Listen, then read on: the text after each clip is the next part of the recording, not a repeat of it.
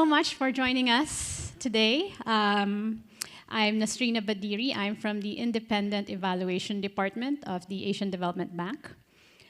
During the past 2 days, we've heard discussions on various social protection programs, and it's clear that evidence on what works is an important consideration in operational management, as well as scale-up of these programs.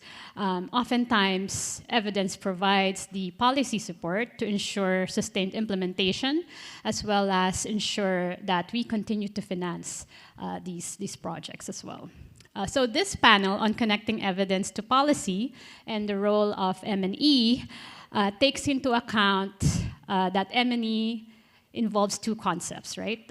We have the monitoring side and we have the evidence side. And at the same time, there are important perspectives as well in the discussion on evidence. When we're speaking about evidence, we're thinking about evidence generation. And that's a very important discussion, specifically looking at data systems, selecting rigorous methodology, and others. And another side to that is evidence use, which is equally important. And the main reason for that is while we need to generate more evidence, and I think later on from the discussions we'll hear more about this, how there is limited evidence on social programs, specifically in contexts such as fragile and conflict-affected states or small island developing states. There is also a need to take into account that, of the limited evidence that we have, how are we able to use this to influence policy? How are we able to use the evidence that we have to ensure that we are able to design and implement programs that are actually working, that are actually effective? Due to limited time, we won't have enough coverage of all of these different topics, and so we'll try as much as we can to speak about things that are important, specifically from the perspectives of our panelists. I'm very much thrilled to have such a great set of panelists with us today. We have Andrea Rossi, who is the Regional Advisor on Social Policy and Economic Analysis for East Asia and the Pacific at UNICEF. Andrea will give us the highlights of the role of evidence in social protection programs in Asia and the Pacific. We have Tara Marwa, the Policy and Project Development Manager at Innovations for Poverty Action. And Tara will speak about understanding the role of evaluations and its various components. We also have David Abbott, who is a development economist and a consultant at the ADB, working with the Social Development Unit. David will give us real-world examples of the issues and challenges of M&E, specifically in the Pacific region. And I'm very happy that we have Noam Angris today with us, who is the co-founder of Youth Impact and the academic director of the What Works Hub for Global Education at the University of Oxford. Noam will delve into ways we can connect evidence to policy, and will provide an example of Youth Impact's program as well. So without further ado, let's start the panel presentations. Andrea, you have the floor. Thank you so much, and thanks so much to everybody for coming here. It's a pleasure. I have the feeling of being now among, not the geek, but the people who are really interested in the data. So we try to have a discussion about the one who are really into, and also for the people who are interested because they never thought about the data, but that's the idea. So let's see if the clicker works. Yes. So I would like to present some of the work and some of the reflection you have done, and then I have a fantastic panel here that will go into more in the details, to looking at really how we move from, how we connect evidence and action, how we connect evidence and social protection. In UNICEF, we just done a book. We usually don't so many books, like ADB is much better on that. But it was really a selection of work where we look at the evidence that was generated by UNICEF in the last few years in social protection. And we asked colleagues not to write academic papers, but to write papers where there was always a UNICEF office, an academic, and a policymaker describing how the evidence that was generated actually has been used. So it was a peer review book, but the peer reviewers were not professors and academics in distinguished university, but were people at the Ministry of Social Welfare, people at the Ministry of Finance. So the practitioner one. So it was very interesting, I think, experience in telling the story about how, once evidence is generated, is used. And this is an area that we'll also address a little. But let's go back on some of the, one of the pieces of this book was trying to have a history of evidence on social protection. And it's quite interesting because the beginning of evidence on social protection started in Latin America, where really it was started this idea of adding evidence for the decision of the design of social protection programs, the effect of social protection programs, the importance of cash. Most of the knowledge that we have on social protection comes from Latin America in the past.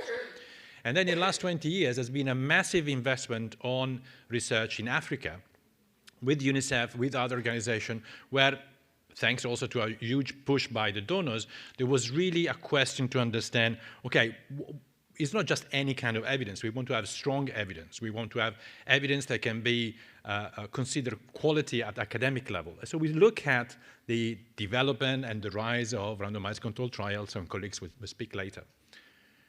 Interestingly, in this part of the world, in East Asian Pacific, compared with the rest, despite having resources, despite having capacity and knowledge, the body of evidence and research over social protection is very minimum. It is there, but it's very small compared with the rest of the world.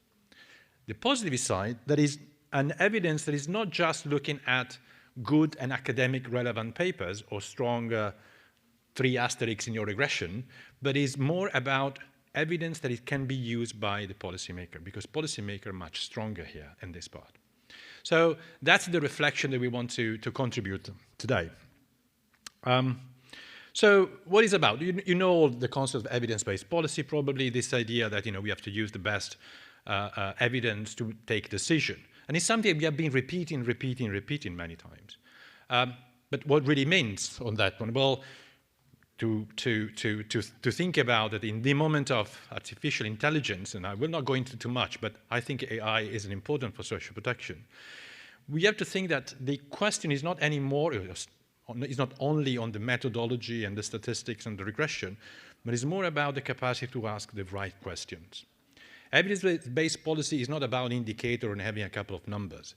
It's about having the right question that should guide our policy decision.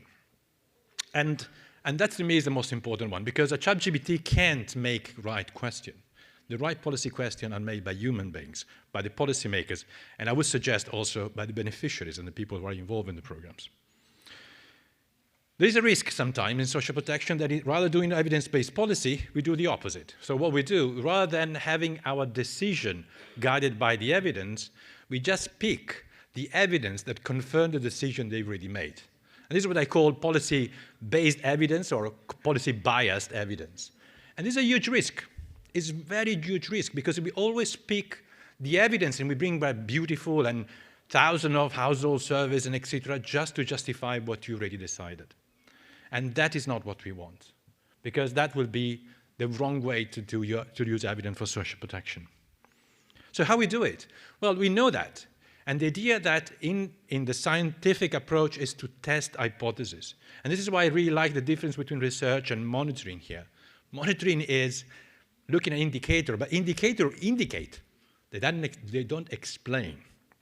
While what we need is research that explain and tell us what are the differences. So, and our colleagues will go into more later, is always compare, is not just to show that cash transfer has an impact, but to make sure that that impact is bigger than the people are not receiving the cash and making the comparison. And sometimes be ready to admit that our hypothesis, despite being intelligent and well formulated, was actually wrong. If an hypothesis is wrong, it's not because we are stupid. If an hypothesis is wrong, it's because we discover new things that should guide our next decision.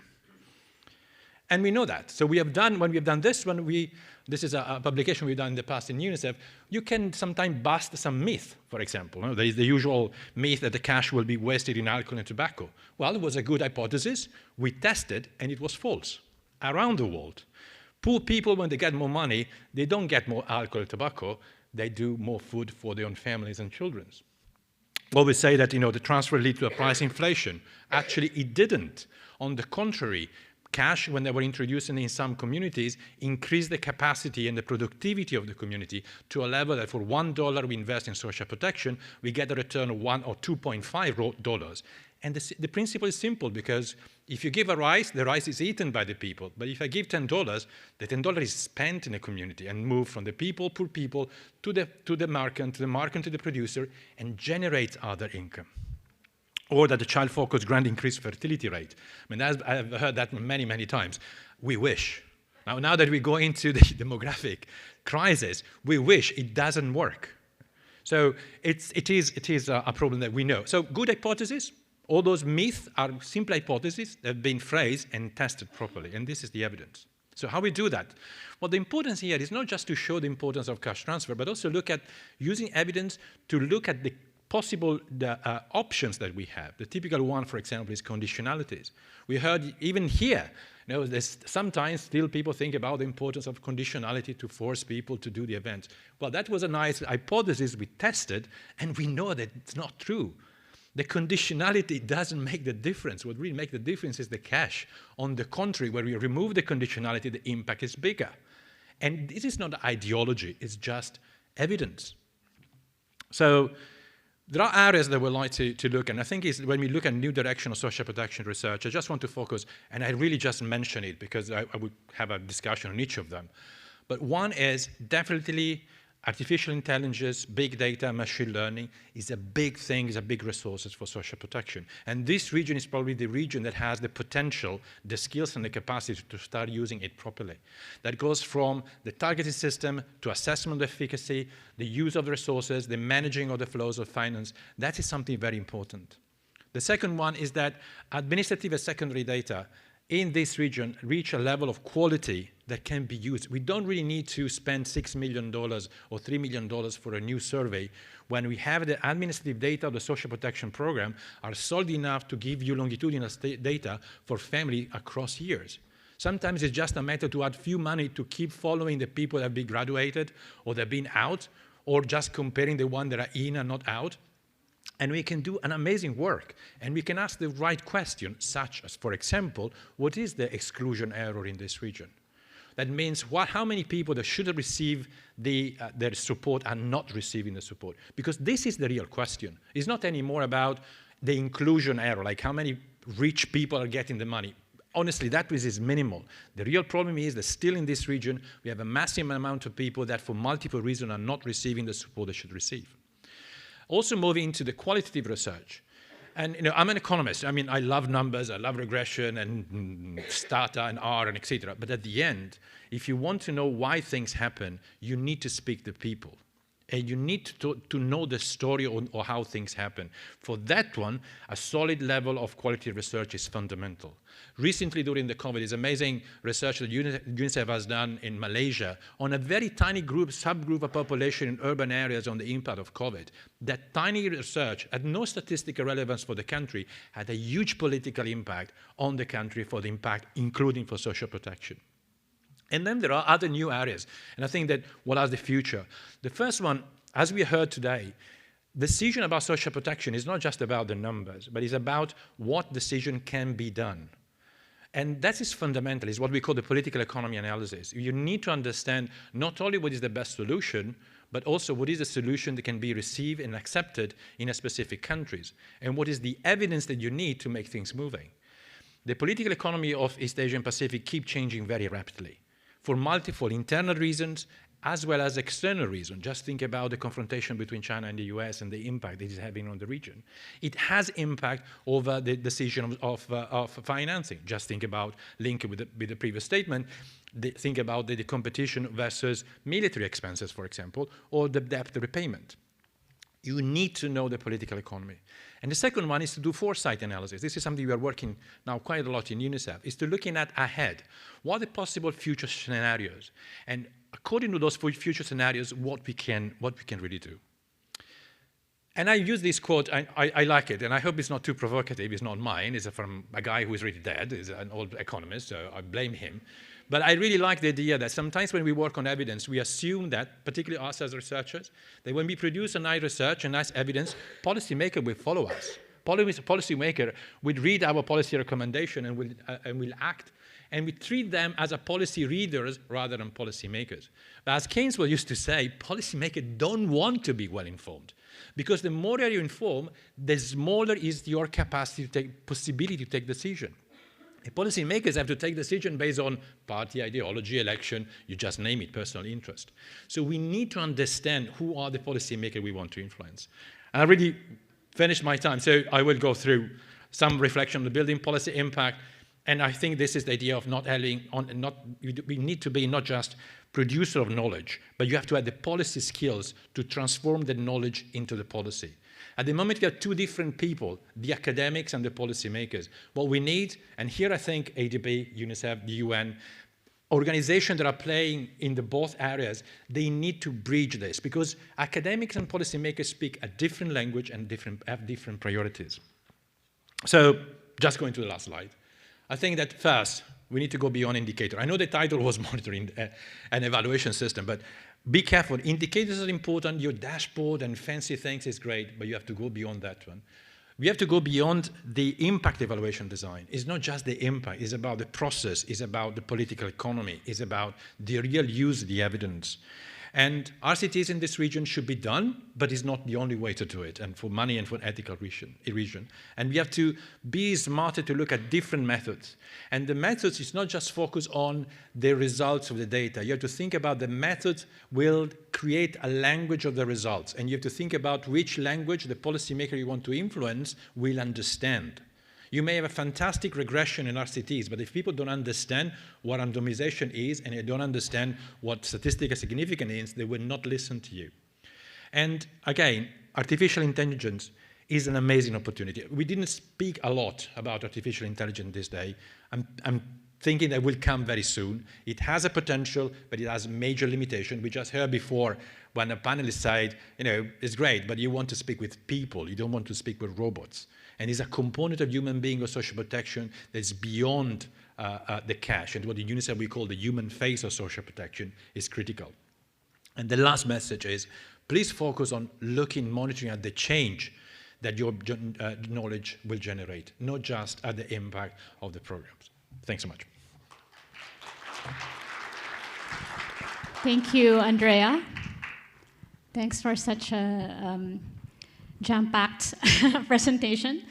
That was very helpful. I think it was, quite important that you've highlighted the significance of making well-informed decisions. Also, looking beyond statistics. You really need to speak with people. Looking at political economy as well. And I think for me, one thing that also stood out is, not only looking at the best solutions, but really looking at solutions that work in certain countries and in context as well. I think that's a very important takeaway. And now we have Tara to speak about, the role of evaluations. Tara, you have the floor.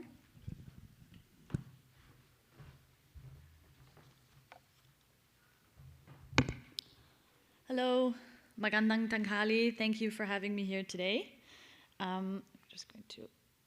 Right, so my name is Tara Marwa. I'm a policy manager at Innovations for Poverty Action.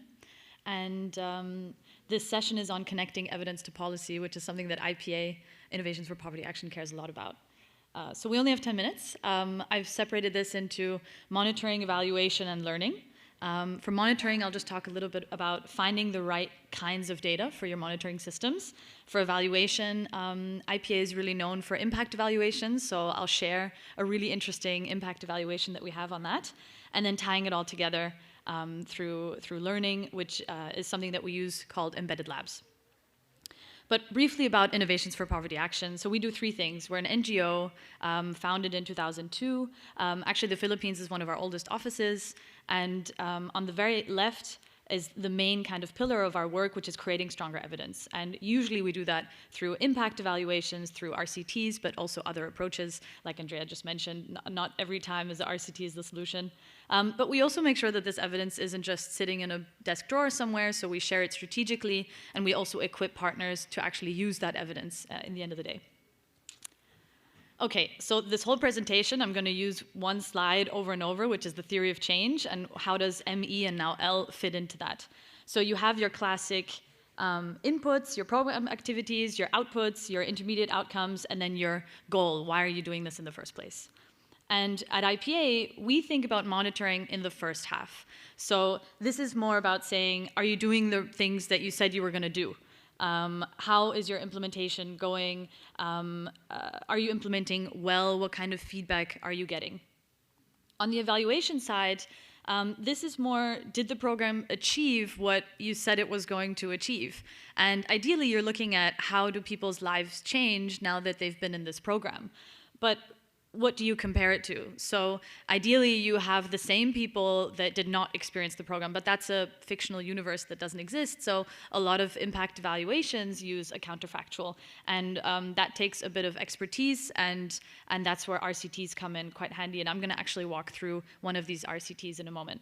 And then, of course, you have learning, which ties everything together and hopefully informs programs over and over.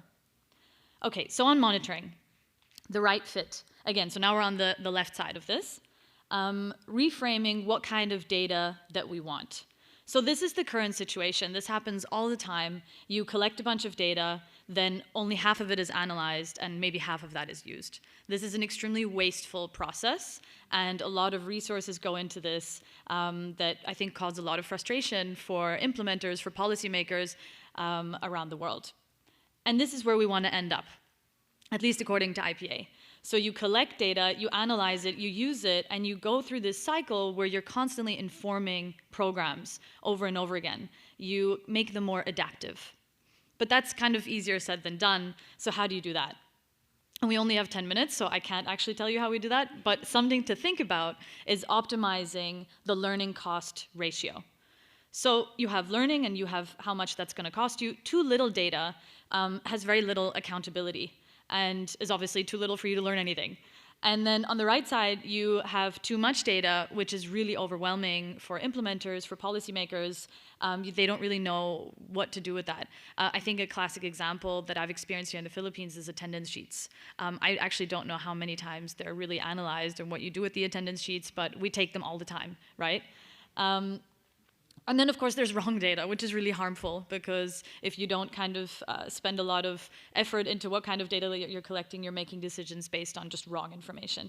So you want to end up here at the right fit. And how to do that, I think, is a longer process.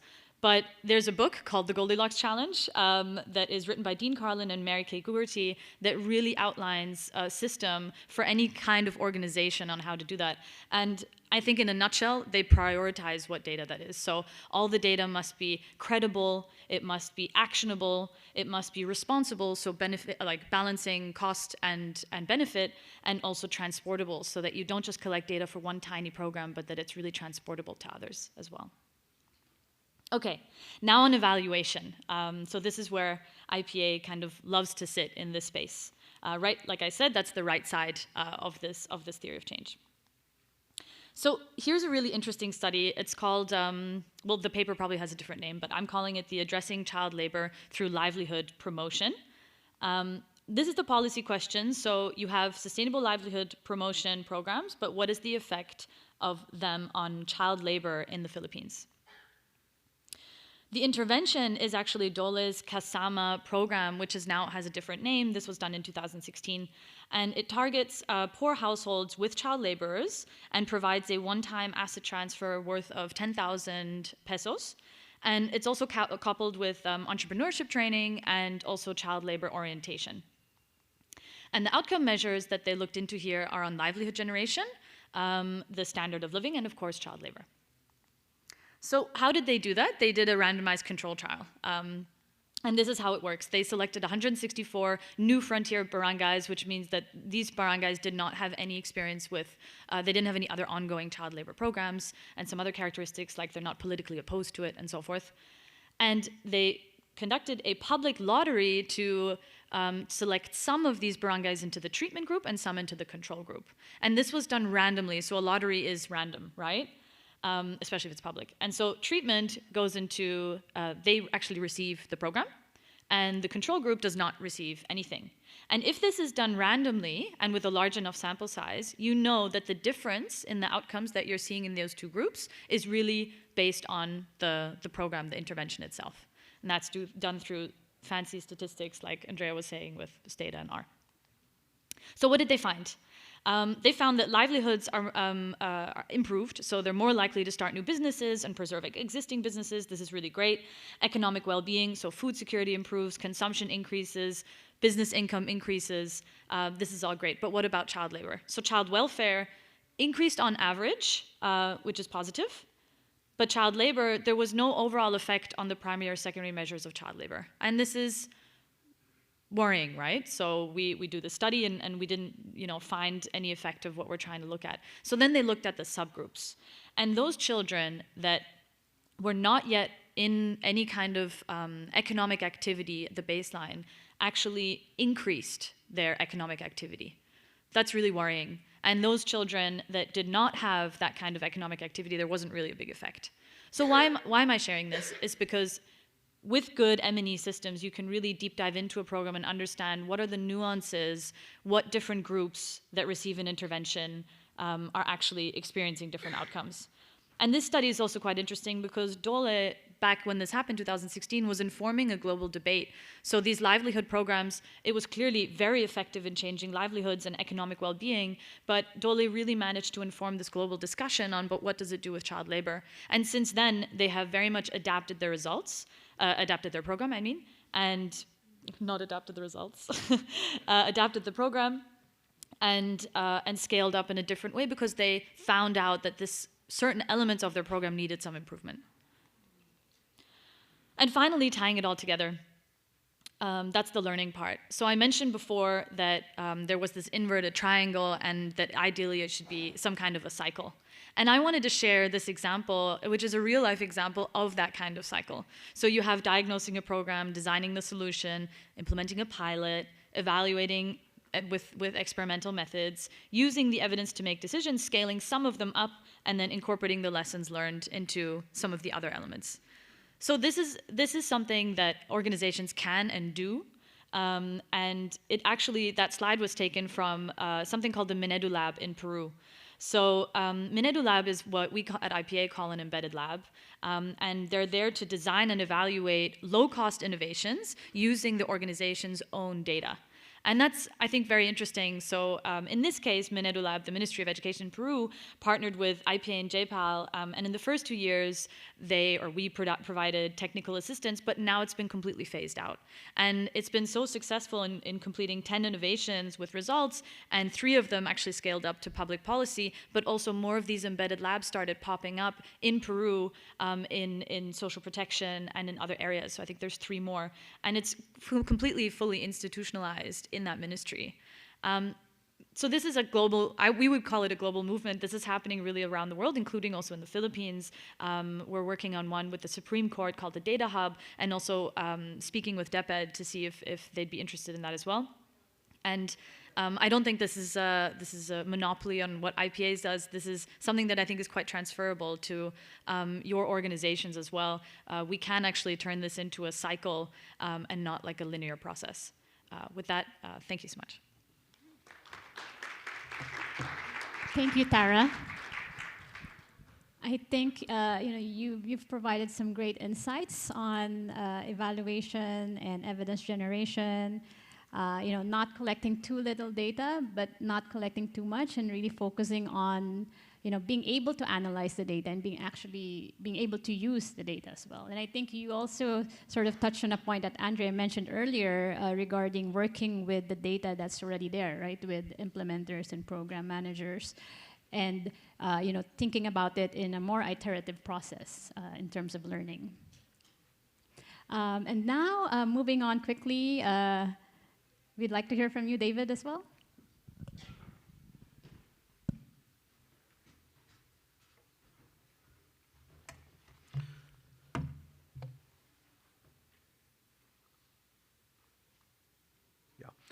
Good morning, everybody. It's a privilege to be here again, standing in at the Asia Pacific Social Protection Week. I think this is my third APSP, and I think I've been here been at the previous sessions, and it's great to see that there have been so many more participants at this week than there have been in the past. My background, and I should say that what you see on the screen as being an independent consultant is what I am at the moment. What's printed on the main screen, I need to put in brackets retired, because I recently left SPC and I'm no longer the manager for dissemination and analysis there. So in case anybody speaks to SPC and says, oh, we saw your chap there, I'm no longer their chap.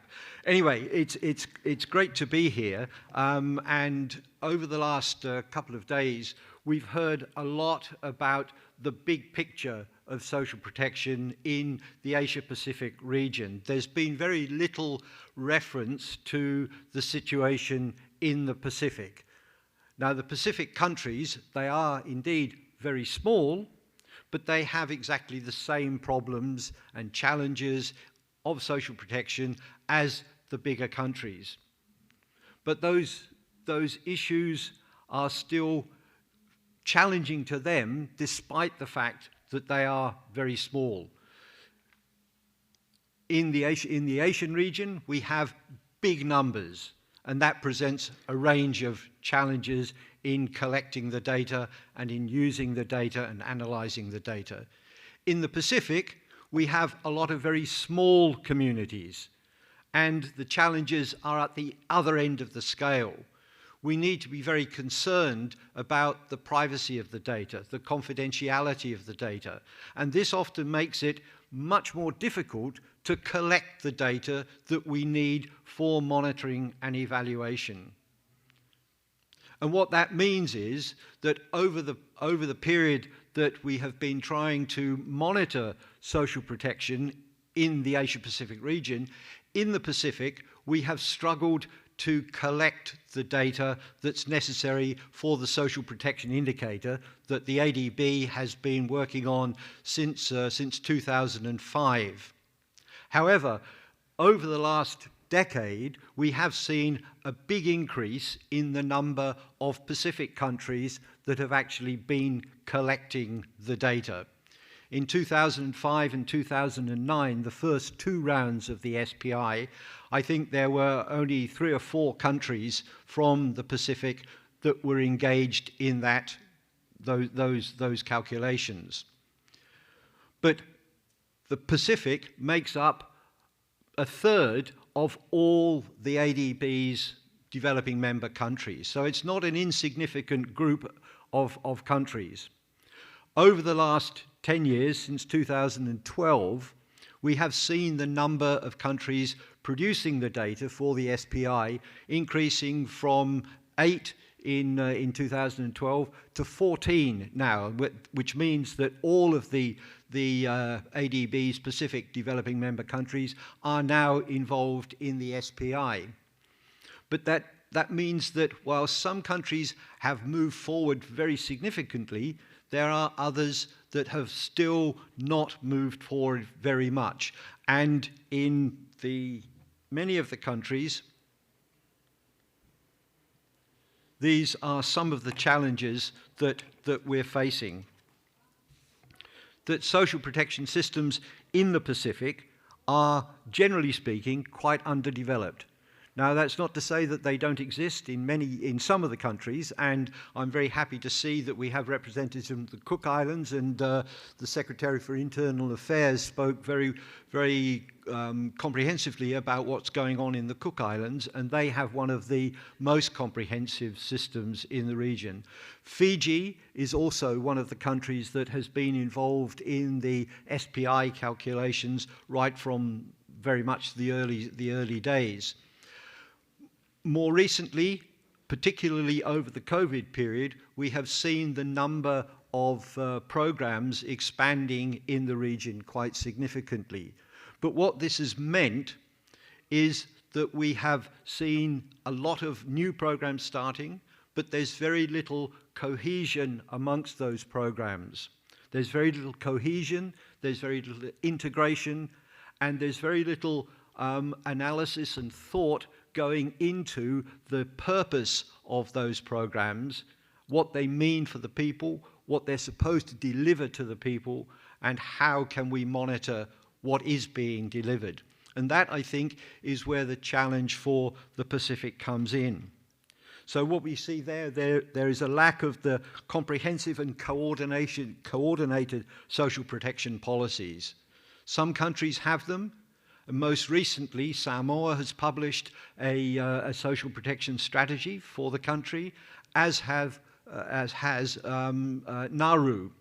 There are one or two others, I think, again, in Cook Islands and also in Fiji. There are clearer ideas about where social protection is going, and they are more integrated. But for many of the Pacific countries, there is this lack of cohesion, this lack of integration, and most importantly, for what we're talking about this morning, there is the lack of data. Now, when we say there's a lack of data, that doesn't mean that the data does not exist. And we often hear this whenever I'm talking to colleagues, development partners and so on about the Pacific, and they're always saying, oh, but there's no data, we don't know, what's going on. The fact is that there is a lot of data. There are census, there are surveys, but that data is not being fully analysed, and we heard that this morning, that there's a lot of information there that we're not using it. We're wasting that data. We're wasting the effort. But the challenge is, as I said right at the beginning, is that we have small numbers, and therefore we have to be very concerned about the confidentiality, the privacy of the data. So we have to make sure that when we use that data, that it is sufficiently anonymized, that we can actually use it in an aggregate form to tell the story that we need to tell. So therefore, what we need to do is to improve the number and the quality of the analysis that is being done in the Pacific. We have very small social protection departments. In some countries, it may only be one or two people trying to manage the programs. And often we have programs across many different agencies. Despite the fact that the number of people is small, we are still having this complication of too many people, too many agencies involved in collecting and managing the social protection programs. That means that very often there are no MEL frameworks. There's no monitoring and evaluation frameworks that are being used by the countries. We need to try and encourage the Pacific member countries to set up coordination committees of some description that are cross-sectoral, so that we bring everyone together to try and improve the cohesion and the integration of the programs. In Nauru, where I am currently working on an ADB assignment to help them implement their new social protection strategy, one of the things that they are trying to do there is to bring together all the data on beneficiaries from the half dozen or so programs that are being run. And they're being run by health, by education, by the disability department, as well as other agencies within the government. Everybody is being recorded somewhere in that system, but there's no central information center. And what we're trying to do, and what we will be doing over the coming months, is to establish a coordinated social protection registry, which has been mentioned as being a very important aspect of managing and monitoring social protection. And if we don't have the data, then it's very difficult to measure the impacts. And there is a lot of information available, as I've said, particularly now from census and surveys. But again, we're not using that data to the full extent that we should do. And it will be something, I think, that will come up in the discussion that we will have amongst the Pacific developing member countries tomorrow in a separate side event, to try and see ways in which we can move this forward to improve the way in which data is shared and data can be used to inform not just social protection policies, but the much broader range of policies at the government level. Now, I've run out of time, and I will very quickly flash through the rest of what I would have shown you had I had more time, but this is basically background information about why we have the challenges of data collection in the Pacific.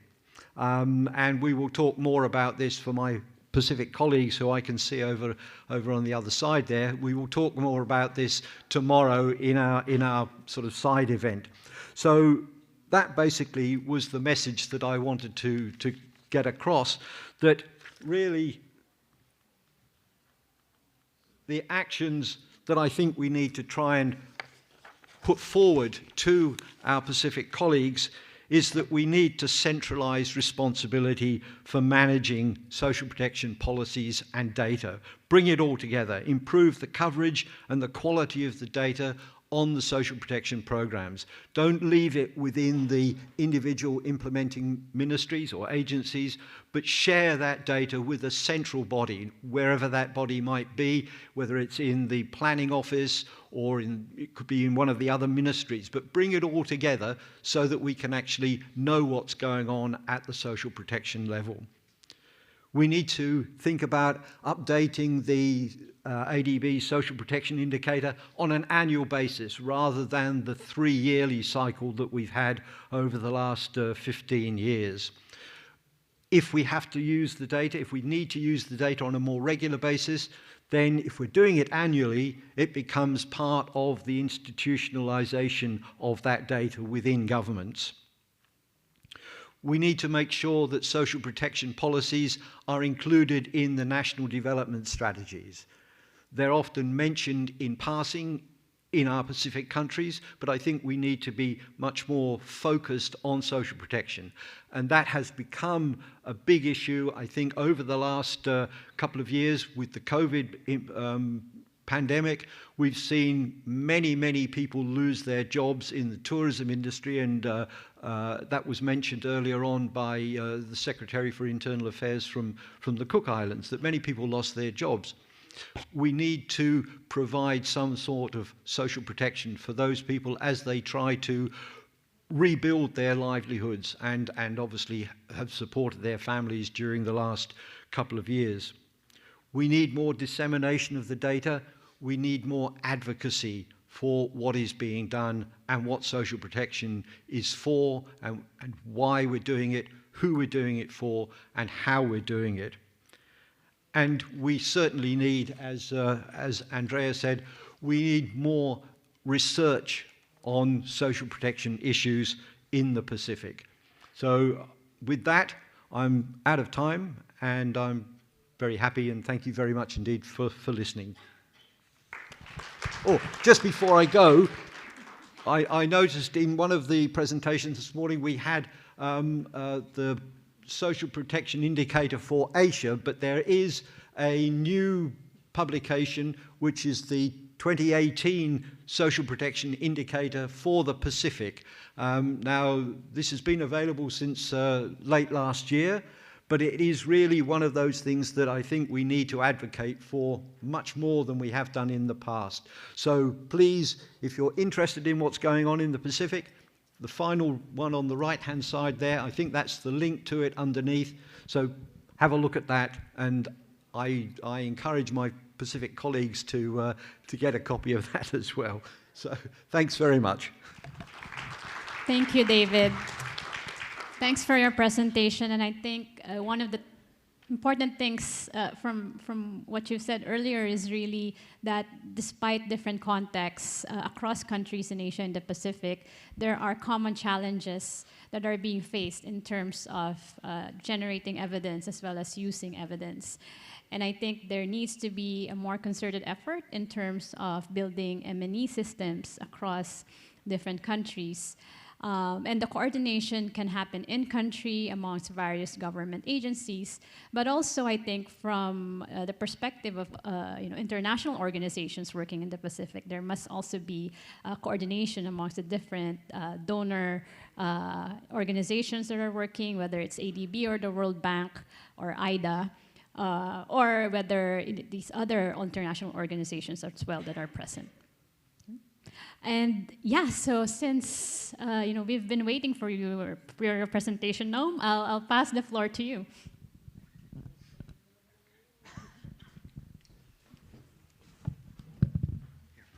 Okay, last but hopefully not least.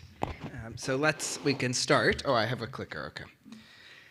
So I'm going to talk about the role of education, which of course we don't always think about as social protection, but I would argue is a really key piece of social protection. I think there's a reason education, health, and social protection often sit under one roof. And I think some of the lessons from this example and elements of education really apply across the board. I think they could apply to cash transfers, to many more traditional social protection programs. So I'm going to dive in. I'm going to share work from 3 different strands of research that make a few related points on this topic of how do you actually get evidence and policy to speak to each other, which is very, very, very difficult. So first, this sounds amazingly obvious, but I would argue this very rarely happens. And I was going to do a show of hands, but I don't know if I'll put everyone on the spot. But I think we don't actually often measure if the policies get implemented. Do the services that are in the document reach the people they're supposed to reach? So anyway, I won't do a show of hands, but I wanted to. Here's some data for education. So during COVID, there was actually this really impressive effort by a coalition of the World Bank, UNICEF, UNESCO, and others to measure in 100 countries in a harmonized way different distance education policies government put in place. Radio programming, TV programming, mobile phone, you name it. So we have really good data on policies that were put in place. These same institutions also had household surveys, and I know the ADB also does a lot of this. And so you can actually connect these data sources to say, did the policy the government implemented result in a service the household received? A very unusual data set. I think we actually need more of these data sets to speak to each other in non-COVID times, but really rich data. What you see here in the figure is almost every country in every region implemented these policies. I think sometimes we think the hard part is implementing the policy, and I might get myself in trouble for saying this, but I would argue it is very much the start, not the end, and in fact, happens quite a bit, actually. So in this case, and of course it was a unique case, but I think this happens a lot, almost every country implemented some kind of policy. That was the easy part. That's in this yellowish color, okay? In the red is, did households actually receive these services? And you can see in some regions it's actually reasonably high, Latin America and the Caribbean. But in many regions it's quite low, less than half of households receiving these services. In sub-Saharan Africa, just about 20%. In East Asia and the Pacific, just barely 60%. Okay, so very, very low. Now I'm going to do something even more controversial. I'm going to show you some specific countries. Okay? So I'm going to talk about the Philippines, because that's where we are. And then I'm going to do another thing, which is I'm going to break this down in terms of, did households not receive the services because the policy was badly designed to begin with, in the sense of there was no chance for it to work? Maybe the government did radio programming, but people didn't have radios. That's naive policy. Or did the government actually launch a policy that was, sensible, but there was some other issue in making sure households received it, which we've called ineffective service delivery. Okay? And so if you look at Philippines, it's a bit small, but I hope people can see it. Okay, again, here you see the same phenomenon. All the countries implemented these sets of policies. Interestingly, in the Philippines, I hope you can see that, over 70% of households did have access to the services that were spoken about in the policy. Okay, so a phone, a TV, a radio, if that's indeed what the government was asking for. But less than 10% of households received these services in the Philippines. Okay, I think about 5%. So huge gap between the policy and the practice. And most of it wasn't naive policy, actually. It was ineffective service delivery.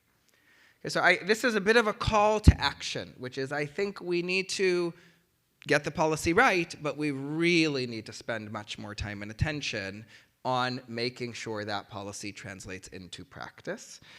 It starts with measurement. Are the households receiving it? I haven't even talked about whether this improved learning. I've just talked about whether they received it, or not even whether it worked. Okay, did they receive it? And then we can try to do something about it. Because this is the first piece of research that I'm starting with, and I think it relates to this question of evidence to action, though I haven't even gotten into whether this worked. This is just, did it happen? Okay. Now I want to talk about how do we think about what works. Okay.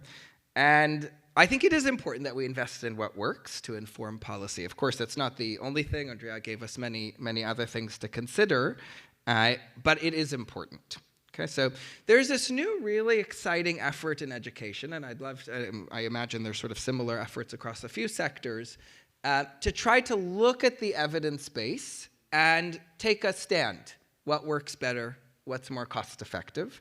This is called the Global Education Evidence Advisory Panel. It's a group of independent academics, but co-convened by a set of institutions you see here, taking a stand on what is the evidence saying from various impact evaluations is more cost effective than other approaches.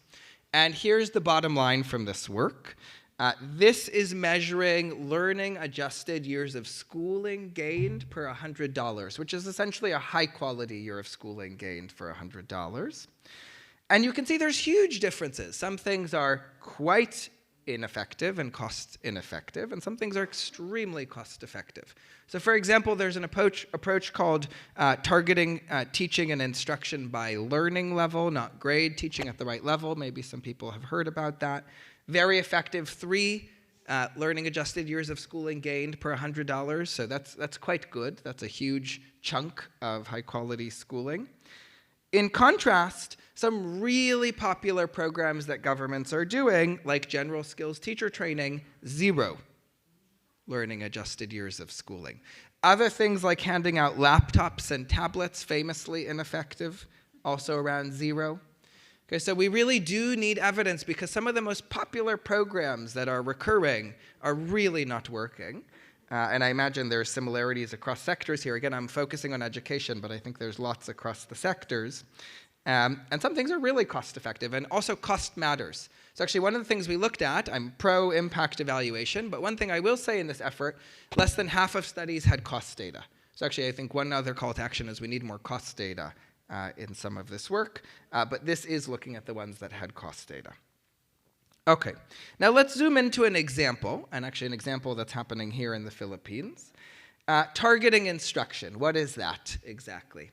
Okay, so most education systems, as we know, are structured by grade 3, grade 4, and there's a very strict curriculum that is addressing this grade, and usually it's addressing the top of the class. Okay, so in grade 3, you might be expected to be able to do division, but the data shows that in most cases, 10% or less of children can actually do division. So that means the teacher is coming in, day out, and teaching this curriculum, and it's flying over most of the children's head. Okay, so what to do? We assess the children, and then we actually regroup them. So you're teaching to their level instead of their grade. So you take grade 3 to 5, and you group them by addition class, subtraction class, multiplication. You can do the same in literacy. This has over 6 randomized trials over 15 to 20 years by IPA and JPAL, showing it's really cost effective. Now it's taking off. So I'm going to share some results from a study here in the Philippines, which DepEd, Youth Impact, and IPA collaborated on. And we heard about IPA, we know DepEd. Youth Impact is an NGO that's committed to scaling up evidence-based programs and generating ongoing evidence. I actually love this cycle of iteration. We actually do a randomized study internally every school term on all programs, actually. So big believer in that rapid evidence generation internally. And we work together to generate real-time evidence during the pandemic, during COVID. Okay. Program was really simple, phone calls and SMS messages. People had access to the phones, and the instruction was targeted. So children were assessed. So a child who couldn't add was taught addition, child who couldn't subtract was taught subtraction. Okay, so very simple program, targeted tutoring, SMS, phone call, targeted instruction, and the next call. So it's a version of targeting instruction, teaching at the right level. And then it also reached at the right level. And so people have access to basic phones. This is data from the Philippines, but they didn't have access to the radio or internet for sure. Okay, so you can see that in this figure. This worked. It improved learning dramatically. Actually, it's now scaling up globally and being tested globally. 6 randomized trials, 5 additional ones since the original one in Botswana, including the one I just mentioned in the Philippines. And it worked everywhere, actually. Extremely effective and cost-effective. And these are some of the papers and the research around this, some published in Nature and another paper in the NBR Working Paper Series. So I know we didn't love the stars and the regressions, but we have the stars and regressions here. I still think they're important. And this is where it happened in the Philippines, across a bunch of regions throughout the country. These are the results. I'm moving quickly because of time. Worked everywhere, the phone call and the SMS and those green arrows, and in the Philippines, really effective, 0.45 standard deviations. So really, really effective. That's huge in education. And SMSs on their own didn't work in most cases. So a phone call was really key. The other striking thing was it worked really well with the government. So actually there was a treatment arm that was DepEd government teachers delivering this, and there was a treatment arm that was NGO supported. And it worked just as well with the government, which we don't always see in the government system. And the instruction was really targeted 65% of the time. Okay, so really good case of it reaching the households. We measured that, and then the impact evaluation also helped us make sure it worked. So I said, we need to measure whether these policies are translating to practice. We then need to make sure the thing that's happening in practice actually works. And then you do want to scale this up through the system. It shouldn't end at the impact evaluation. So this is my last slide, and just to say the story continues. We're working really actively with DepEd, that's IPA Youth Impact and DepEd, and a growing set of partners to scale this up in the system, actually. So there's a lot of energy and enthusiasm around this, and we have lots of thoughts on what it takes to do this well. We've done this well in other countries. But I'll save that for the Q&A if we have time for the Q&A or for the coffee. And there's a whole table here in the front that's been involved in this effort, so you can also approach them. So thank you, and looking forward to the Q&A. Thank you, Noam. That's great. And I think you made a very good point about, we don't just need to get the policy right, but we want to make sure that policy actually turns into action. And I think that's something that's really also a lot of the members of the audience now are thinking about as well in terms of the programs that they've been involved with. So in terms of time, we are actually very, very much out of time. But I wanted to ask just one question from everyone in the panel. And really, it's just, from your perspective and from the work that you've been doing, what is the key recommendation that you could provide either to policymakers, program implementers, researchers, or practitioners to effectively navigate the challenges, whether it's limited resources or capacity constraints, of using evidence in the design and implementation of social programs? Anyone can start. Yeah. Oops. Can you hear me? Yeah, I'm always happy to talk about evidence. I think, so the way that question is posed in terms of how do you generate evidence under constraints, I would actually argue you need evidence most under constraints. And the reason is, that's where you need to make an optimization. And you need to do, I think sometimes we think evidence is more. I think evidence should just be more efficient, actually. I do think cost effectiveness is really important here. So it's not just what works, it's what works at what cost, which I think is a growing movement. But often, actually, you can just shift resources to something more productive. So for example, I gave some examples from education. And teachers are spending a lot of time in schools and children aren't learning very much. And so to do a program at scale, you can just, the government could suggest that the teachers adopt a different teaching approach. That doesn't need to cost that much more. It actually just redirects existing time, which is the biggest cost, towards a more efficient and effective thing. But you need to know what that efficient and effective thing is. So I would argue evidence is more important and even more relevant under limited resources. You have less room for wastage, actually. And then the other thing I would say is I think sometimes we think about impact evaluations as slow. These studies I just showed you, the first study that came out on that, which was the first evidence during COVID, we released within 4 months. So it doesn't have to be slow. Someone clapping, thank you, that's great, thank you very much. And we need more of that. That is the exception rather than the rule, but it's possible. And this 6-country RCT around the world was 18 months, which is really fast. So actually randomization is really fast. How long does it take to randomize? You can flip a coin, it happens right away. So it's not the randomization that's slow, it's just the way we typically conduct studies, but we can conduct them faster. So on that note, I would say more evidence, I think, is consistent with resource constraints, but we have to do it a little bit differently, but it's possible.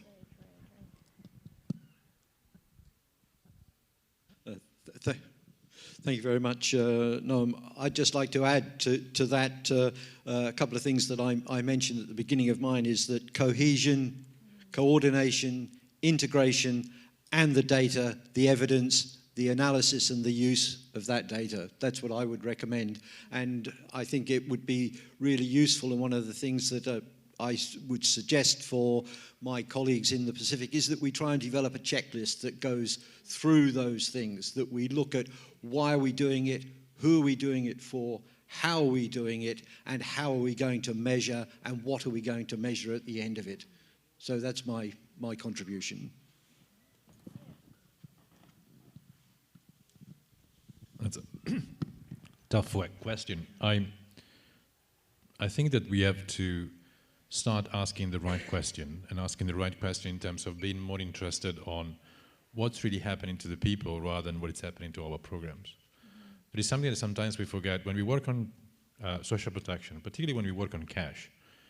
The hidden philosophical assumption is that we trust people to take decisions. We don't give them the rights, but we give them the money because we trust that they know what is important for them. So they may buy the rice, or maybe they buy medicines for a sick child. So they know what is really priority for them.